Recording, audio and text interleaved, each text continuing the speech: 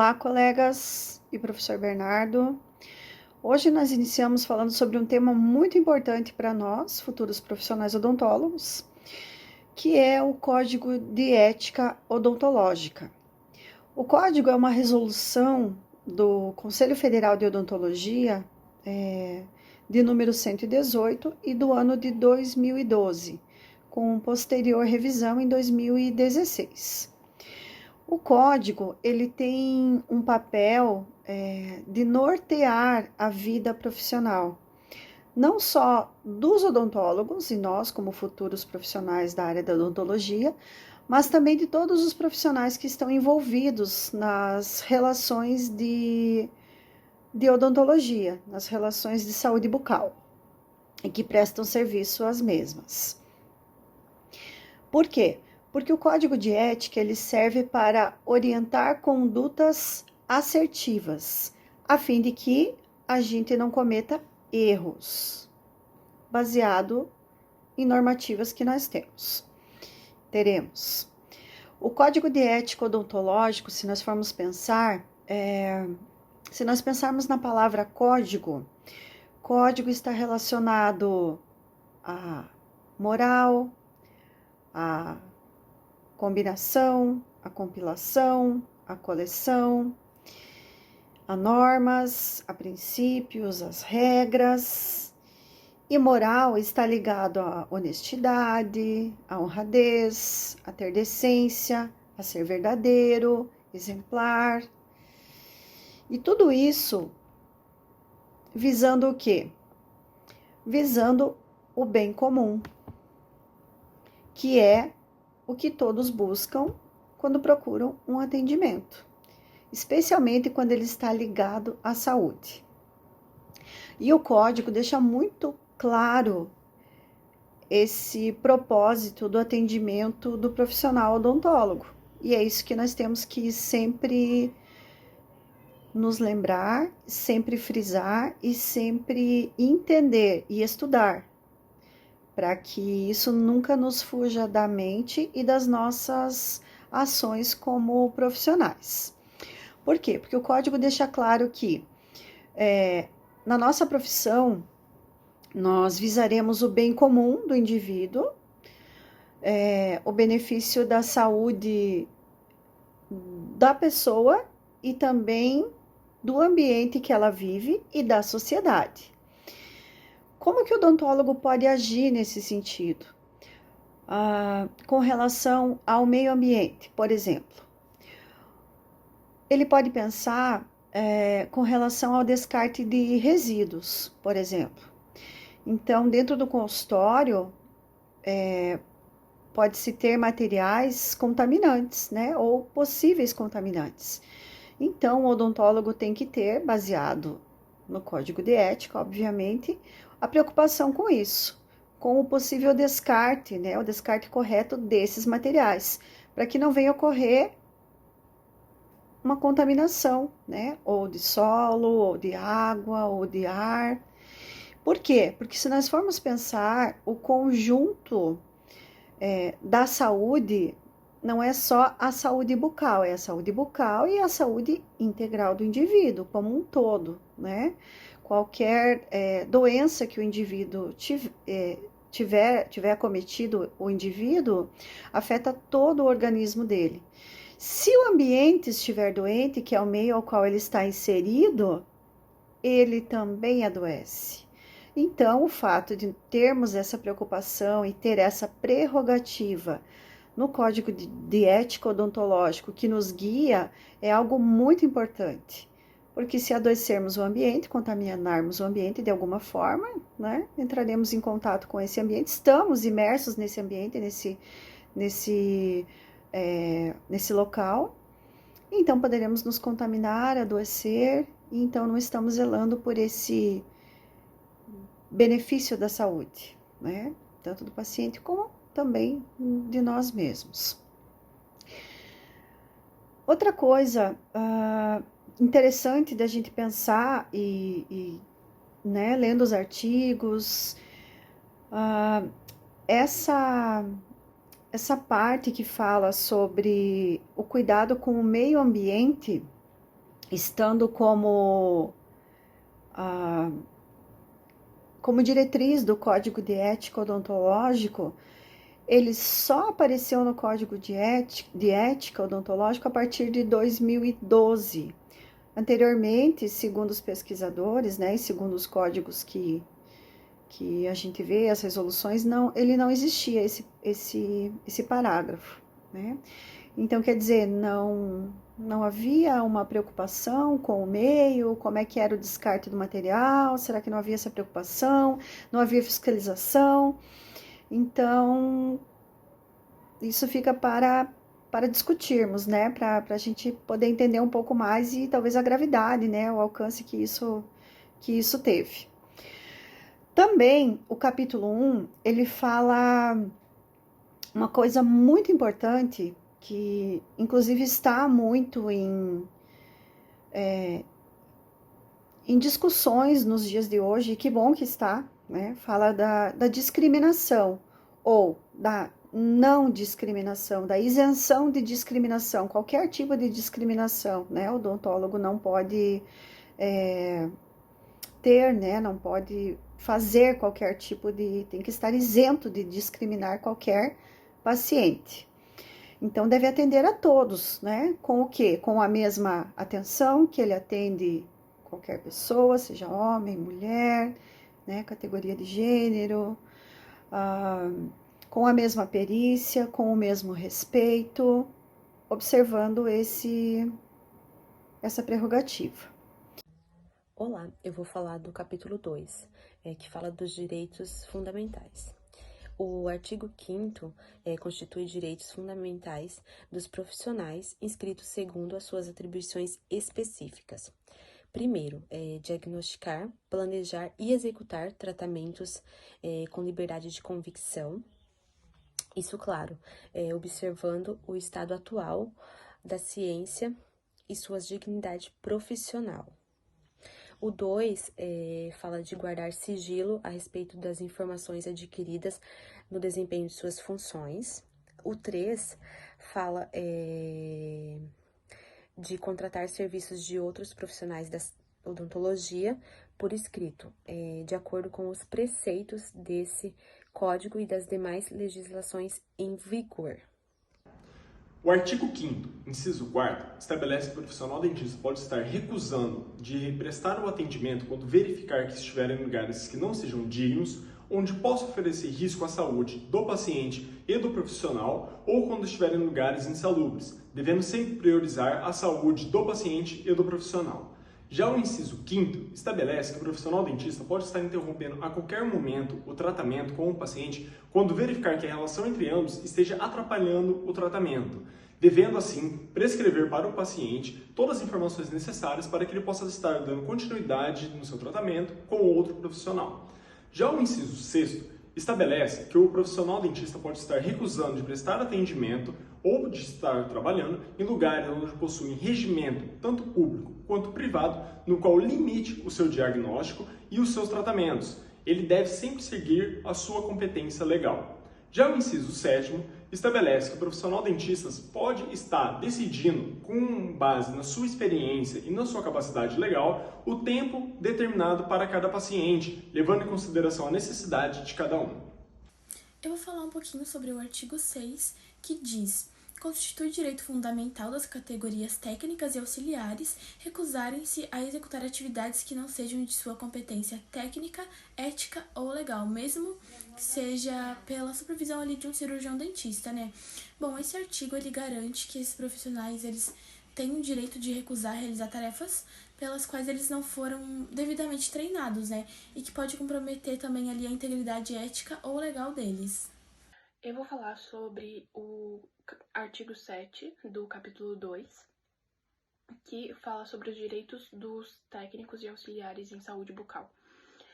O primeiro inciso fala que eles podem sim realizar alguns procedimentos de acordo com a lei, como limpezas ou aplicação de flúor, desde que esteja sob a supervisão do dentista responsável.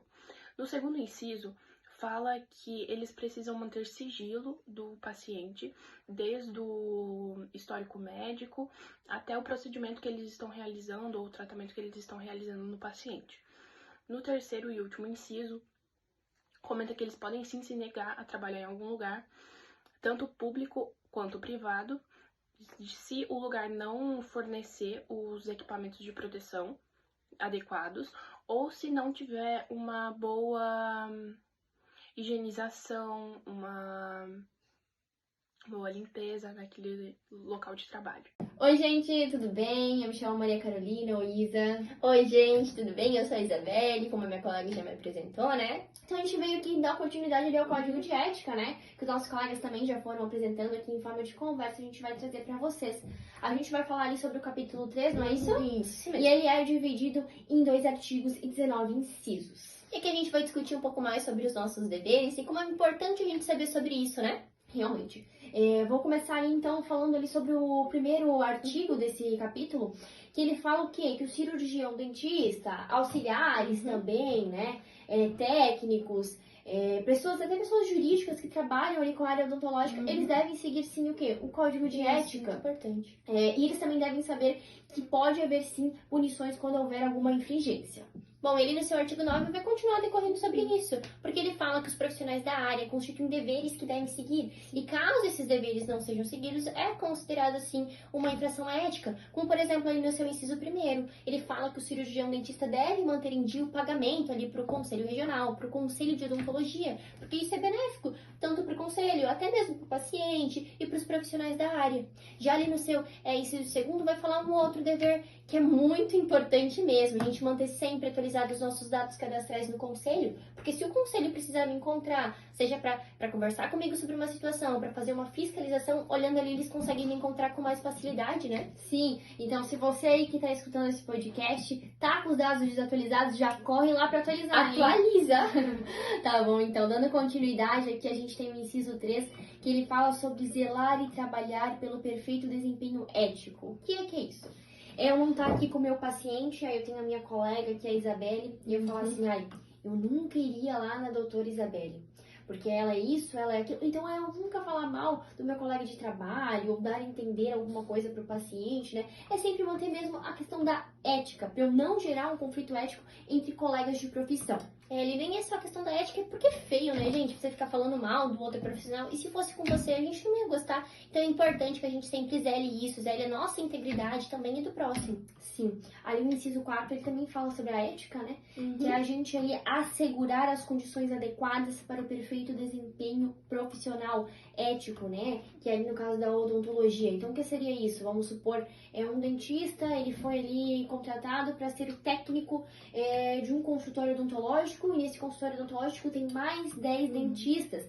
Então ele tem que, assim, liderar, né? Ele tem que oferecer o suporte necessário, que é se precisar de materiais, de instrumentos. Então é para ter mesmo esse desempenho ético profissional. Bom, gente, ele no seu inciso 5º, ele vai falar como é importante a gente exercer a nossa profissão de forma digna, né? É eu entender que o meu paciente, ele é importante para alguém, é eu garantir que ele tem um atendimento seguro, né? Um atendimento íntegro. Então, por exemplo, se chega para mim um paciente com um caso avançado, que eu sei que eu não vou dar conta, eu não vou ali começar a atender, esperando, talvez eu consiga um bom resultado. Não, eu vou encaminhar ele para outro profissional, porque assim eu vou garantir que ele tenha um bom atendimento, eu vou garantir um bem-estar dele, eu vou garantir a integridade dele, né? É muito importante isso. Até porque ali tá o amor da vida de alguém, né? Então, assim, eu tenho que cuidar da saúde dele como se fosse a minha. Isso, exatamente. Ali o inciso 6º, ele fala sobre a gente manter atualizados os nossos conhecimentos profissionais. E por que isso é importante, né? Suponhamos que o profissional se formou lá em 2009. A gente sabe que a ciência, ela vai avançando, e com a ciência tudo avança. Sim. Então, se avançou ali as tecnologias, a odontologia também vai ter avançado. A gente tem como, por exemplo, agora o iTero. O iTero a gente consegue escanear ali a boca, as arcadas do paciente, sem precisar estar usando ali a moldeira com alginato, até porque tem muitas pessoas que sofrem de ânsia e tudo mais. Então, assim, se a gente ficar parado no tempo, a gente não vai saber que existe o iTero, que ele é uma nova forma da gente estar utilizando, né? Então é a gente sempre buscar esses conhecimentos, porque tudo está se atualizando. E se eu ofereço o melhor atendimento para o meu paciente, né? Um atendimento ético, significa que eu também tenho que estar em busca dessas melhorias. Sim, ainda mais na área da saúde, conforme a ciência vai avançando aos pouquinhos. A saúde também avança, então é muito importante mesmo a gente estar sempre atualizado, realmente. E ali no seu inciso 7º, ele vai falar sobre zelar pela saúde e pela dignidade do meu paciente. Então, é atender sabendo que não é só uma boca, não é só dente, é atender sabendo que é uma vida, né? Que é importante eu zelar por essa integridade. Por exemplo, os pacientes que vão em busca da prótese protocolo, eles estão buscando realizar um sonho. Então, é atender eles com a maior integridade possível para que esse sonho seja realizado e sempre garantindo a saúde desse paciente, né? Muitas vezes não é só dente, né? Tem muita gente que tem ali o sonho de ter ali a prótese fixa, por exemplo. Sim. O inciso 8, ele fala uma coisa assim muito importante, que é resguardar o sigilo profissional. Se a gente for procurar o conceito de resguardar, é guardar com cuidado, né? Então é basicamente isso. É a gente não sair espalhando, aquele determinado paciente que vai fazer determinado procedimento, ou ficar mostrando foto do paciente pra cá e pra lá. Então, o que acontece, né? O atendimento entre eu e o meu paciente fica entre eu e o meu paciente realmente. Então, isso é garantido aqui por lei, de acordo com o Código de Ética. Bom, a gente também só não pode confundir, por exemplo, nas aulas onde os professores mostram fotos de determinados casos. Eles têm autorização para isso, porque para eles dar aula, eles precisam mostrar para esse futuro profissional como é que funciona, para que esses profissionais estejam bem preparados. Quando a gente fala ali de sigilo, é mesmo o sigilo do profissional com o paciente, né? Eu não saí espalhando, aquele paciente fez isso. Nossa, aquele paciente estava com a boca acabada. É como se fosse uma psicóloga, né? Vou lá na Isso. psicóloga, conto meus problemas, ela não vai lá numa rede social postar que eu tô com Exatamente, determinado problema né? ou falar pra outra pessoa. Até porque o nosso paciente, ele confia na gente, né? Então é importante a gente garantir isso sempre, tá? Bom, gente, agora eu vou falar sobre o inciso 9. Eu até vou ler uma partezinha aqui, só pra deixar ele bem colocado, tá? Ele fala que promover a saúde coletiva no desempenho de suas funções, cargos e cidadania, independente de exercer a profissão no setor público ou privado. Gravem bem isso, no setor público ou privado. Então aqui é saúde acima de tudo. Independente se eu atendo no setor privado ou ali no postinho. Quando eu tô ali no postinho, por exemplo, eu estar ali cumprindo a minha agenda, atendendo o meu paciente. E não é só estar ali, batendo meu ponto e tchau, fui embora e fico ali uma fila de espera sem atendimento. E ali no setor privado chegou no meu consultório um paciente com estado de urgência, né? Emergência, eu devo prestar esse primeiro atendimento para o meu paciente, independente se ele vai conseguir me pagar ou não, porque ali entra a frase saúde acima de tudo. É muito importante a gente sempre garantir essa saúde, tá, gente? Exatamente. Ali o inciso 10 já fala mais sobre a questão do prontuário, que também é muito importante, né? A gente elaborar o prontuário, manter ele atualizado de acordo também com as normas em vigor. Então, todo paciente tem que ter seu prontuário. A lei ali garante também que esse prontuário ele deve ser guardado pelo menos em até 10 anos. Mas é sempre importante a gente sempre manter ele com a gente, né? O prontuário é onde vai ficar ali a questão da saúde odontológica do paciente, é onde a gente vai ter informações pessoais desse paciente, anamnese, exames e também o termo de consentimento assinado. Nunca se esquece a assinatura. Então, o seu paciente sempre tem que estar assinando o que ele está compactuando, né? O que ele está aceitando. Então, gente, tenham sempre em mente que o prontuário é como se fosse um documento e vai ser bom tanto para esse paciente quanto para o próprio profissional, tá, gente? É muito importante mesmo, realmente. Bom, gente, ali no inciso 11, ele vai falar sobre a gente apontar as falhas que a gente observa, seja no local de trabalho, ou seja, se a gente vê em qualquer outra clínica, a gente sempre apontar essas falhas ao conselho, quando essas normas não estão sendo seguidas, porque é assim que a gente também garante a integridade do próximo, e até mesmo desse profissional, né, gente? Porque é importante que o profissional, ele siga essas regras para que todo mundo seja bem atendido, seja atendido com integridade, tá? É aquela história, né, esses tempos saiu ali uma notícia de que um dentista estava usando aqueles parafusos mesmo de construção em um paciente, absurdo, né? Então, assim, se eu vejo isso acontecendo, eu vou ficar quieta? Não. Eu tenho que seguir a ética. Então, no momento que eu fico quieta, eu já tô infringindo o código de ética, infringindo a lei, e as punições vão cair pra mim também. Então, assim, se eu me formo na área da saúde, eu tenho que zelar pelo quê? Pelo bem-estar, pela saúde do próximo. Então, se eu tô vendo, é óbvio, com certeza que eu vou lá e vou denunciar, né? Eu vou passar esse caso pra frente, eu vou ficar quieta. Porque, gente, aqui não é fofoquinha do próximo, não é falar mal do próximo, tá, gente? É garantir realmente o bem-estar das pessoas. Ali o inciso 12, ele fala, né, sobre a gente manter a harmonia da classe. O que é isso? Então, é eu viver realmente pela harmonia, assim, da classe, que seria o quê? Os meus colegas de profissão, eu não plantar ali a sementinha da discórdia, né? Então é a gente ter um bom convívio, uma boa troca, eu não ficar falando mal desse, falando mal daquele. Então é realmente ali eu ter a ética nessa questão. Sim, gente, porque às vezes a gente precisa da ajuda de algum outro profissional, né? Não é sempre que a gente vai saber como fazer tudo, não é sempre que a gente vai entender como faz tudo.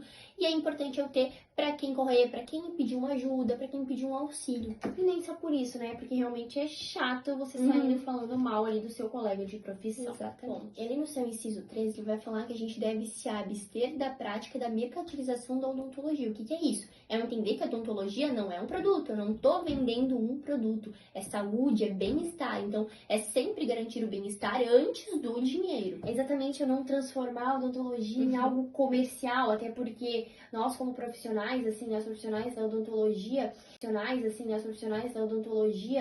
eles têm que ter em mente que isso não é um produto, né? Sim. Quando eu tô atendendo um paciente, eu tô zelando pelo quê? Pela saúde. Não só pela saúde bucal, mas como pela saúde de um todo do paciente. Então, é eu cuidar com práticas excessivas que possam manchar a reputação da profissão, cuidar com essas questões de marketing excessivas e desnecessárias também entra aqui. Sim. E ali no seu inciso 14, ele vai falar que o profissional é responsável por toda a prática que ele executar, independente se meu paciente pediu para fazer ou não. Então, se você está fazendo uma cirurgia de extração, a responsabilidade desse pós, o que pode acontecer é sua. Então, sempre muito cuidado, tá? Ali a gente assumir as responsabilidades pelos nossos atos, né? Então, a partir do momento que eu comecei, ali a responsabilidade, ela é minha. Eu não vou fazer pensando se vai dar certo ou não, tanto faz. Não, a responsabilidade, ela é minha. Bom, ele no seu inciso 15, ele vai falar sobre a gente resguardar sempre as informações do paciente, tá, gente? A gente até já falou anteriormente como é importante a gente garantir que essas informações do meu paciente fiquem só ali dentro do consultório, entre o doutor e o paciente, para que não saia dali e depois as pessoas fiquem falando, até mesmo para garantir ali a confiança entre o profissional e o paciente, tá? Aqui no inciso 16, ele fala que os profissionais da saúde, eles não devem manter vínculos aí com empresas que são irregulares, né? Nem se credenciar a cooperativas que são irregulares, também para não estar manchando ali a reputação da profissão e também porque daí eu vou estar agindo de forma antiética, não vou estar seguindo ali o código de ética, né? Então, se é irregular, eu não vou me juntar com algo que seja irregular exatamente porque eu prezo pela ética. Exatamente. Então, gente, é a gente entender que a gente tem que agir de forma ética. Se você vai desenvolver uma ação, não, aquilo não é ético, gente, não faz. Não faz porque não vai ser benéfico nem para você, nem para o seu paciente. É garantir a saúde, tá? Bom, e ali no seu inciso 17, ele vai falar como é importante a gente sempre comunicar o conselho quando a gente vê uma prática ilegal, né? Por mínima que seja essa prática, se ela tá sendo feita ilegal, a gente já não tá certo. A gente tem que comunicar o conselho, é muito importante, tá? Ali o inciso 18 e 19, ele fala mais ali da questão de próteses, né? Então, no inciso 18, ao a gente encaminhar para o laboratório ali, o procedimento, né, a gente tem que enviar uma ficha assinada, ali descrevendo o procedimento e tudo mais.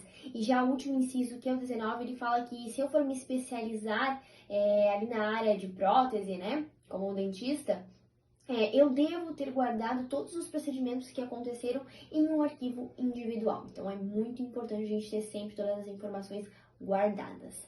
E por aqui a gente então finaliza esse capítulo, né?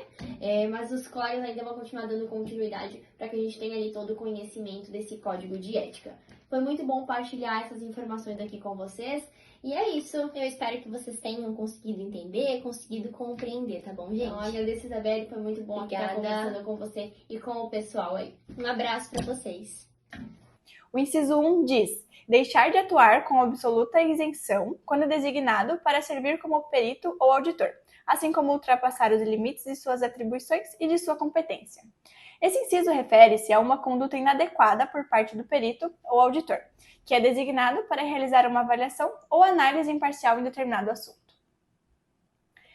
O inciso 2 diz: intervir quando na qualidade do perito ou auditor, nos atos de outro profissional, ou fazer qualquer apreciação na presença do examinado, reservando suas observações sempre fundamentadas, para o relatório sigiloso e lacrado, que deve ser encaminhado a quem de direito.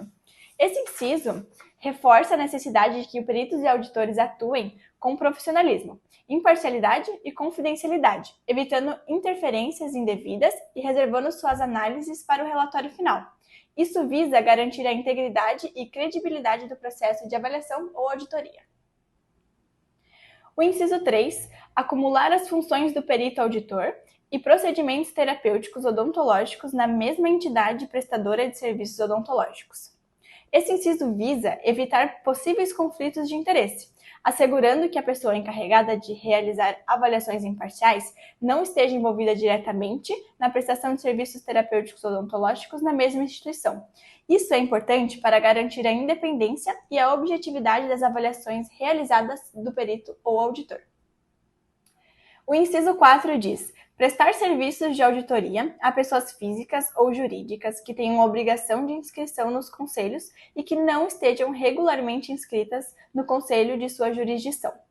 Esse inciso diz que é proibido prestar serviços de auditoria para pessoas ou empresas que deveriam estar registradas no conselhos profissionais, mas não estão devidamente inscritas. Um exemplo seria quando o dentista é solicitado a fazer uma auditoria em uma clínica odontológica que não tem licença válida. Ele se recusa a fazer a auditoria porque a clínica não está de acordo com as regras do Conselho de Odontologia. No inciso 5, diz: negar, na qualidade de profissional assistente, informações odontológicas consideradas necessárias ao pleito de concessão de benefícios previdenciários ou outras concessões facultadas na forma da lei sobre o seu paciente, seja por meio de atestados, declarações, relatórios, exames, pareceres ou quaisquer outros documentos probatórios, desde que autorizado pelo paciente ou responsável legal interessado. Esse inciso diz que, como profissional assistente, não se pode negar informações odontológicas necessárias para a solicitação de benefícios previdenciários ou outras concessões legais, desde que autorizado pelo paciente ou seu responsável legal. O dentista tem o dever de proteger a privacidade e confidencialidade das informações do paciente, mas também deve cooperar quando as informações são necessárias para processos legais ou administrativos, desde que haja consentimento apropriado. Um exemplo seria um paciente que precisa de um atestado odontológico para solicitar uma licença médica. Com a permissão do paciente, o dentista fornece as informações necessárias para o pedido da licença. O inciso 6 diz: receber remuneração, gratificação ou qualquer outro benefício por valores vinculados à glosa ou ao sucesso da causa quando na função do perito. Esse inciso diz que não é permitido receber pagamento relacionado ao sucesso da causa ou glosa enquanto atua como perito auditor.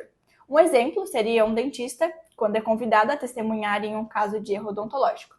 Ele se recusa a receber pagamento relacionado ao resultado do caso para garantir sua objetividade. Em outras palavras, ele não pode aceitar nenhum tipo de suborno para intervir no resultado da causa. O inciso 7 diz: realizar ou exigir procedimentos prejudiciais aos pacientes e ao profissional, contrários às normas da vigilância sanitária, exclusivamente para fins de auditoria ou perícia. Esse inciso proíbe que os profissionais da área da saúde realizem ou exijam procedimentos prejudiciais aos pacientes ou ao próprio profissional e que vão contra as normas de vigilância sanitária, especialmente se forem feitos apenas para fins de auditoria ou perícia, e não para beneficiar o paciente. Em suma, é sobre ética na prática médica e respeito às normas de saúde. Inciso 8A. For parte interessada. Significa que um profissional não pode exercer a função de perito em casos nos quais ele seja da parte interessada, ou seja, se estiver diretamente envolvido no assunto em questão. Inciso 8B. Tenha dito participação como mandatário da parte ou sido designado como assistente técnico de órgão de Ministério Público ou tenha prestado depoimento como testemunha. Esse trecho indica que um profissional não pode atuar como perito se tiver agido como representante legal de uma das partes envolvidas, se tiver dado depoimento como testemunha no caso em questão. Ou seja, ele não pode ter nenhum tipo de envolvimento prévio que possa comprometer sua imparcialidade como perito. Inciso 8C.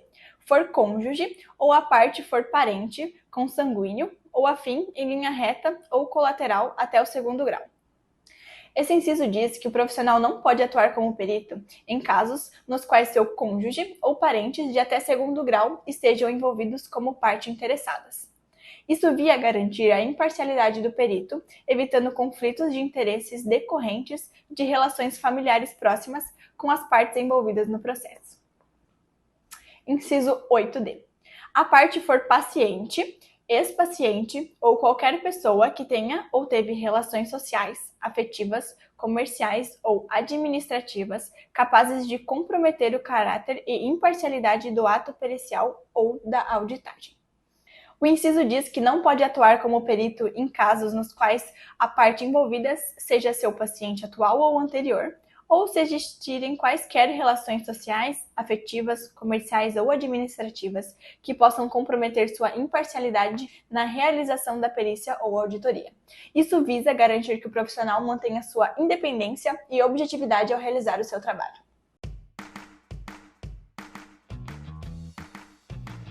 O capítulo 5 do Código de Ética Odontológica é o que delimita os princípios éticos que devem guiar a relação entre o cirurgião dentista e o seu paciente. Essa seção estabelece que a interação profissional com o paciente precisa ser baseada na confiança, respeito e transparência, e reconhecer que essa forma de proceder é importante para o bem-estar e a saúde bucal do paciente. O capítulo reafirma o compromisso ético dos profissionais da odontologia em fornecer cuidados de qualidade, respeitando sempre a dignidade e os direitos do paciente. Nessa parte do podcast, vamos explicar mais a fundo os artigos desse capítulo, sempre complementando com exemplos de fácil entendimento para que tudo fique muito claro e compreensível. O artigo 11, ele enfatiza a importância do consentimento do paciente antes de qualquer procedimento. No inciso 1, a gente tem que o cirurgião dentista deve sempre obter o consentimento de livre e espontânea vontade do paciente. E no caso de pacientes menores de idade, precisa ser o consentimento dos pais ou do responsável legal antes de realizar qualquer tipo de procedimento odontológico. Por exemplo, antes de realizar a extração, o cirurgião dentista deve explicar para o paciente de forma clara o motivo da extração, todos os possíveis desconfortos durante o procedimento e se existem opções de alternativas para o tratamento. No artigo 11, inciso 2, diz que é necessário explicar a natureza do procedimento, o que pode ocorrer de consequências, quais são os riscos, os benefícios e qual o prognóstico. Por exemplo, na hora de planejar um implante dentário, o cirurgião dentista discute com o paciente todas as etapas do procedimento, explicando os riscos potenciais de cada etapa de forma clara, explica os benefícios e todas as alternativas que podem ser abordadas ao invés do implante. Após essa explicação detalhada, o paciente concorda ou não com o tratamento proposto. O terceiro e último inciso desse artigo destaca que em procedimentos invasivos muito complexos ou de experimentais que envolvam riscos significativos para o paciente, o consentimento deve ser por escrito através de termos de consentimento que discriminem esses riscos e como vai proceder o tratamento. Como, por exemplo, em uma cirurgia de remoção de um tumor na mandíbula, o dentista deve fornecer ao paciente um formulário de consentimento por escrito e o procedimento só pode ser realizado após a explicação e assinatura desse documento, sempre garantindo que o paciente está entendendo tudo o que está sendo proposto. O artigo 12 do Código de Ética, ele explica a necessidade de respeitar a privacidade do paciente e também de respeitar a confidencialidade das informações que esse paciente lhe passa durante a consulta. Ou seja, ele pode falar para você sobre a vida pessoal, sobre informações de natureza clínica, sobre informações da vida financeira dele. Ele pode te confidencializar muitas informações sobre a vida dele. E você nunca vai poder passar isso para frente, a não ser que o paciente te dê uma autorização prévia para fazer isso. Com a autorização, tá tudo certo. Salvo os casos que envolvam a lei, se o paciente conta para você que ele faz algo fora da lei, então, nesse caso, você tem sim o poder de passar essa informação para frente. Ou questões de saúde pública, onde o paciente está fazendo alguma coisa que possa prejudicar ele, ou as outras pessoas, ou a comunidade. Nesses dois casos, você pode passar essa informação para frente sem ter uma autorização prévia do paciente. E caso ocorra do cirurgião dentista acabar quebrando esse sigilo profissional e vazando informações confidenciais do seu paciente, isso pode acarretar em advertências ou até mesmo a cassação do registro profissional desse cirurgião dentista.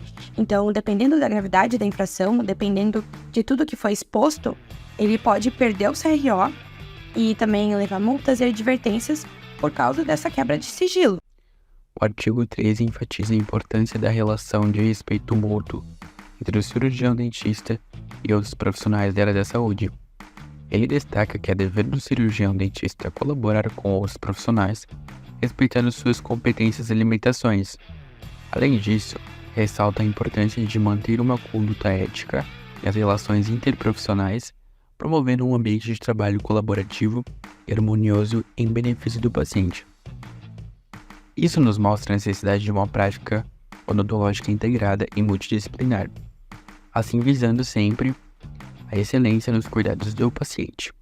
Alguns exemplos disso são trabalho em equipe, um cirurgião dentista que trata um paciente com necessidades complexas de reabilitação oral colabora de forma eficaz com o protesista, endodontista e periodontista. Eles compartilham informações relevantes sobre o caso, respeitando as competências de cada profissional e trabalhando juntos para desenvolver um plano de tratamento abrangente e coordenado. Encaminhamentos adequados. Um dentista que identifica um problema bucal fora da sua área de especialização, como uma lesão suspeita na boca, encaminha o paciente a um cirurgião bucomaxilofacial para uma avaliação mais aprofundada. Ele respeita a experiência e conhecimento do especialista para garantir um diagnóstico preciso e um tratamento adequado. Comunicação profissional. Durante uma consulta conjunta com um ortodontista e um cirurgião dentista, ambos os profissionais compartilham opiniões e informações sobre o plano de tratamento de um paciente com má oclusão e necessidade de cirurgia ortognática. Eles mantêm uma comunicação respeitosa e aberta, considerando as perspectivas e conhecimentos de cada um para oferecer a melhor abordagem para este caso. Esses exemplos demonstram como cirurgiões dentistas podem colaborar efetivamente com outros profissionais da saúde, respeitando suas competências e contribuindo para o bem-estar do paciente através de uma abordagem multidisciplinar e integrada. Protegendo a confidencialidade. O sigilo profissional na odontologia. Olá! Agora mergulharemos no capítulo 6 do Código de Ética Odontológica, que trata do sigilo profissional. Este é um aspecto crucial da relação entre profissional e paciente, garantindo a confidencialidade e o respeito aos direitos e privacidade do paciente. Vamos explorar os pontos-chave deste capítulo e sua importância na prática odontológica diária. O que constitui uma quebra de sigilo? O artigo 14 do Código de Ética Odontológica delineia claramente as infrações éticas relacionadas ao sigilo profissional. Revelar informações confidenciais sem justa causa, negligenciar na orientação dos colaboradores sobre a importância do sigilo e fazer referência a casos clínicos identificáveis são todos considerados violações éticas. É fundamental compreender que a divulgação inadequada de informações pode comprometer a confiança do paciente e prejudicar a integridade da profissão. Exceções e justificativas legítimas. No entanto, o Código também reconhece situações em que a divulgação de informações confidenciais é justificada. Estas incluem notificações compulsórias de doenças, colaboração com a Justiça, perícia odontológica dentro de seus limites específicos, defesa de interesses legítimos dos profissionais e divulgação de informações sigilosas ao responsável por um incapaz. Essas exceções são cruciais para proteger não apenas os pacientes, mas também a integridade da profissão e o bem-estar da comunidade. O sigilo em contextos específicos. Além disso, o Código esclarece que certas situações não são consideradas quebras de sigilo profissional. Por exemplo, a declinação do tratamento em casos de cobrança judicial de honorários profissionais e a comunicação às autoridades sobre condições de trabalho indignas, inseguras e insalubres não são consideradas violações éticas. Esta cláusula visa proteger os direitos dos profissionais e garantir que eles possam agir em prol do bem comum, sem comprometer o sigilo do paciente. Em suma, o sigilo profissional é um princípio fundamental na prática odontológica, protegendo a confidencialidade e a privacidade dos pacientes. É essencial que todos os profissionais estejam cientes das responsabilidades éticas relacionadas ao sigilo e agem de acordo com os mais altos padrões de conduta profissional. Ao fazê-lo, podemos promover a confiança e o respeito mútuo entre profissionais e pacientes, garantindo a integridade e o prestígio da nossa profissão. Obrigado por me acompanhar e até a próxima. Capítulo 7 do Código de Ética Odontológico. O capítulo 7 do Código de Ética Odontológico aborda o tema de documentações odontológicas. Ele detalha os princípios éticos e técnicos de armazenamento, guarda e uso desses documentos, sendo essencial para assegurar a qualidade do atendimento, a privacidade do paciente e a integridade de suas informações.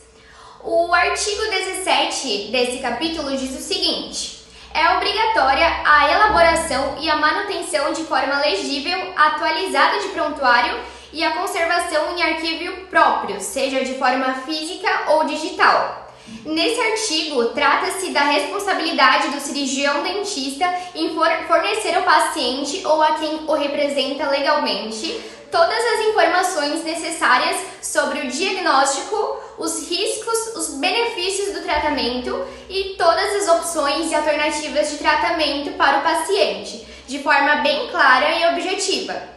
No formato digital, temos documentos que são necessários terem cópias físicas, pois precisam então da assinatura física do paciente. Parágrafo único do capítulo 7. Os profissionais da odontologia deverão manter no prontuário os dados clínicos necessários para a boa condução do caso, sendo preenchido em cada avaliação em ordem cronológica, com data, hora, nome e assinatura, com número de registro do cirurgião dentista no Conselho Regional de Odontologia. O artigo 18 diz sobre a necessidade do cirurgião dentista manter registro fiel dos procedimentos realizados, com detalhamento suficiente para permitir a reconstrução da atual técnico profissional, respeitando os preceitos legais e os interesses do paciente. Também estabelece que é dever do cirurgião dentista manter em seu consultório prontuário atualizado para cada paciente, contendo anamnese, exames clínicos, radiológicos, entre outros procedimentos que o paciente realizou na clínica. Isso significa que o profissional deve manter então todos os registros detalhados de cada paciente, incluindo informações relevantes para o diagnóstico do paciente. Inciso 1. Negar ao paciente ou periciado acesso ao seu prontuário, deixar de fornecer cópia quando solicitada, bem como deixar de lhe dar explicações necessárias à sua compreensão, salvo quando ocasionarem riscos ao próprio paciente ou a terceiros.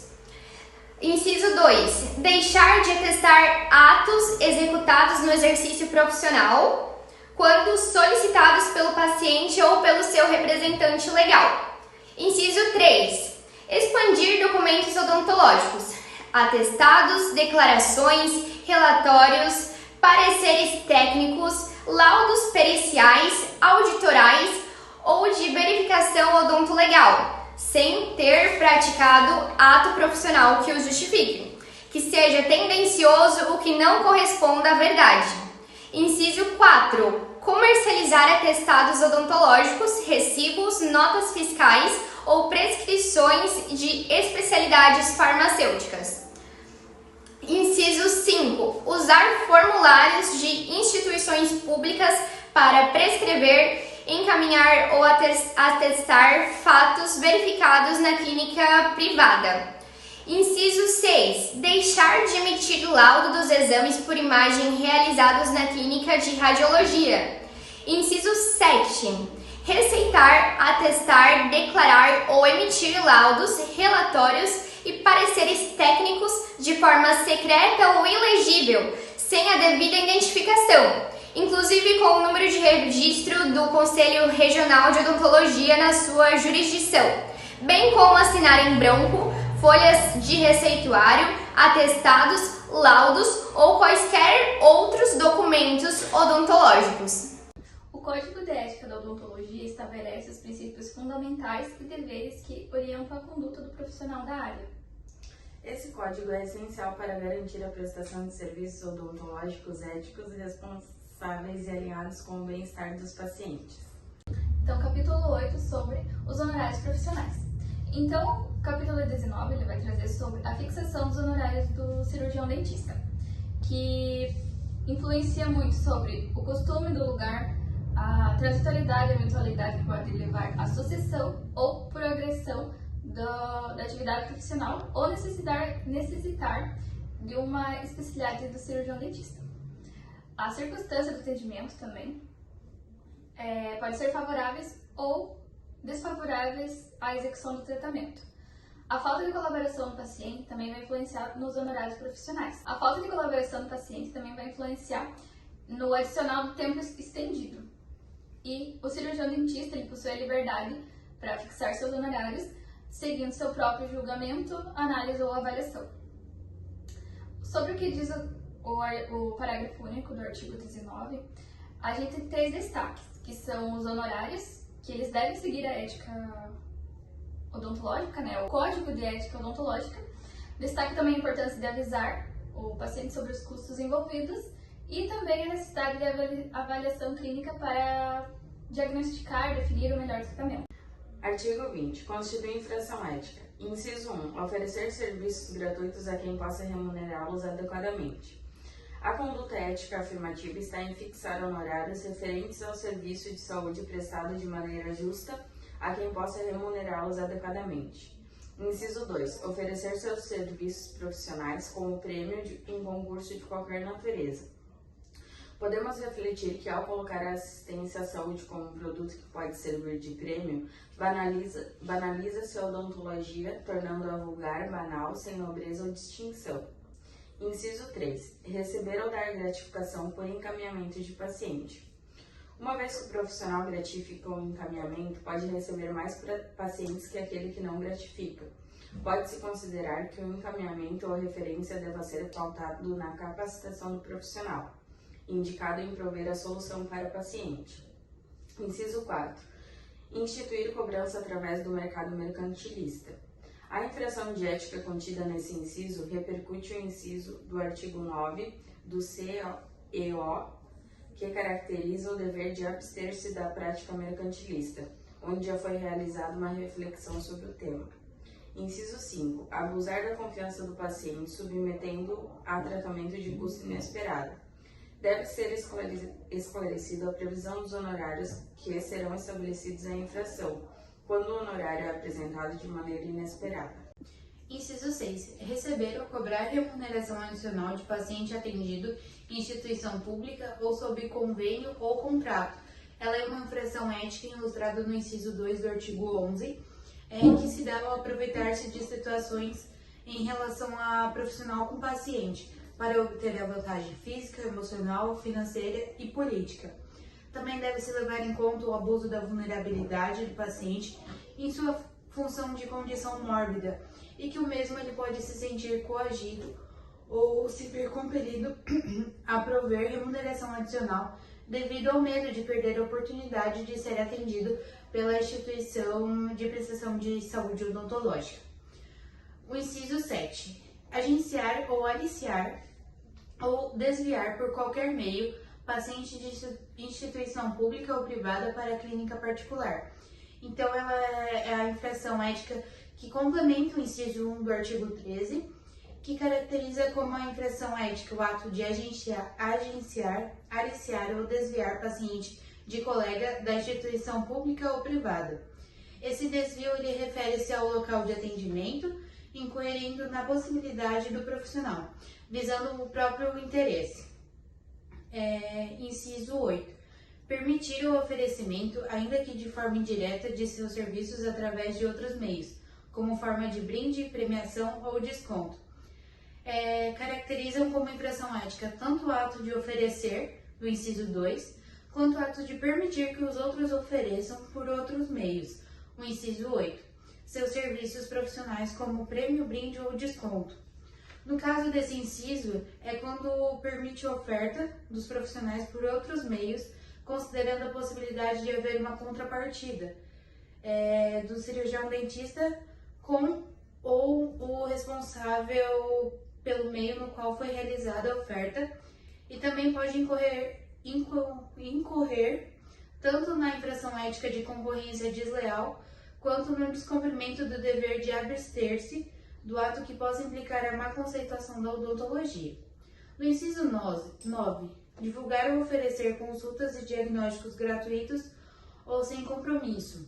Esse inciso vai ampliar e vai especificar a qualificação da infração ética para os atos de divulgação e oferecimento de consultas e diagnósticos gratuitos ou até mesmo sem compromissos.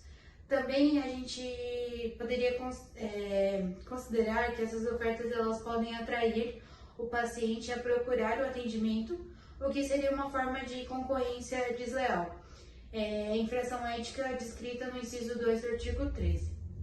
10º, a participação do cirurgião dentista em entidades prestadoras de serviços odontológicos, em cartões de desconto, cadernos de desconto, grife card ou vale presente e demais atividades mercantilistas. Basicamente, ele vai falar sobre a peculiaridade que reveste a prestação de serviços odontológicos quanto às demais prestações, como a atividade mercantil. Artigo 21. O cirurgião dentista deve evitar submeter-se a essas situações, inclusive por parte dos convênios e credenciamentos, de valores de serviços profissionais fixados de forma irrisória ou inferior aos valores referenciais para procedimentos odontológicos. O aviltamento profissional já foi alvo de reflexão a respeito do inciso 10 do artigo 19 aqui do CEO discutido, que veda o aviltamento profissional quando o cirurgião dentista exerce a liberdade de arbitrar sobre seus honorários, pois isso incorreria na ação de baixar os preços do serviço prestado, a forma a concorrer deslealmente com o colega, e esse está definido como uma infração ética no inciso 2 do artigo 13 do CEO. Por sua vez, o artigo analisado expressa o outro lado do aviltamento profissional, a degradação desses profissionais, e isso acontece quando eles aceitam os valores irrisórios fixados pelos convênios e credenciamentos. O texto refere como aviltante os honorários a serem inferiores aos valores referências pelos procedimentos odontológicos. O Código de Ética da Odontologia, ele representa os princípios fundamentais que devem nortear a atuação dos cirurgiões dentistas no Brasil. E além disso, a sua aplicação visa garantir o compromisso ético dos profissionais com o bem-estar e a confiança do paciente. Oi, tudo bom? Meu nome é Ellen, eu sou estudante de odontologia, estou cursando o primeiro semestre na Faculdade Unisociesc de Jaraguá do Sul. E hoje a gente vai vir aqui falar sobre o nosso Código de Ética Odontológico, né? Eu peguei o capítulo 9 das especialidades e vou começar falando sobre o artigo 22, que diz: o exercício e o anúncio das especialidades em odontologia obedecerão ao disposto neste capítulo e às normas do Conselho Federal. Então, como o próprio artigo diz, né, nada mais é que nós, estudantes de odontologia, depois de formados, vamos ter que seguir à risca o que está descrito no Código de Ética Odontológico. Não podemos fazer nada mais e nada menos no que está ali, né? Já dá para entender, bem na descrição do artigo, que diz também que tanto no exercício quanto no anúncio das nossas futuras especialidades, né, nós teremos que seguir a norma estipulada pelo CFO, que é o nosso Conselho Federal de Odontologia. Agora a gente vai passar para o artigo 23, onde diz que o especialista atendendo ao paciente encaminhado por um cirurgião dentista atuará na área de sua especialidade requisitada. O que isso quer dizer? Que quando um especialista recebe um paciente que foi encaminhado por outro dentista, ele deverá fazer o procedimento apenas que lhe foi pedido e devolver esse paciente para o dentista que o indicou. Isso a gente nem está tanto falando pela falta de profissionalismo do dentista, se acaso ele acabar pegando esse paciente para ele e não devolvendo mais para o dentista que indicou o trabalho dele. mas sim porque o dentista que abordou o paciente, que começou o tratamento com ele, fez todo um trabalho para saber o que fazer com aquele paciente até o final do tratamento dele. Então, se a gente acaba não devolvendo esse paciente para o primeiro dentista que começou o tratamento com ele, a gente vai fazer o paciente perder o tempo dele, a gente vai fazer o paciente gastar o dinheiro dele para ter que fazer tudo isso novamente. Então, acaba caracterizando falta de profissionalismo se a gente acaba falando português mais próprio, roubando esse paciente do primeiro dentista que começou o tratamento com ele, né? Ainda falando sobre o artigo 23, ele tem um parágrafo único que diz que após o atendimento, o paciente será, com os informes pertinentes, restituído ao cirurgião dentista que o encaminhou. Então, é mais uma explicação mesmo do que se diz no artigo 23, né? Este parágrafo, ele complementa e esclarece o que eu acabei de falar ali no artigo anterior. Ele fala que o cirurgião dentista, após a conclusão do tratamento, que lhe foi pedido do colega cirurgião, ele deverá devolver o paciente para o colega que fez o encaminhamento inicial, né?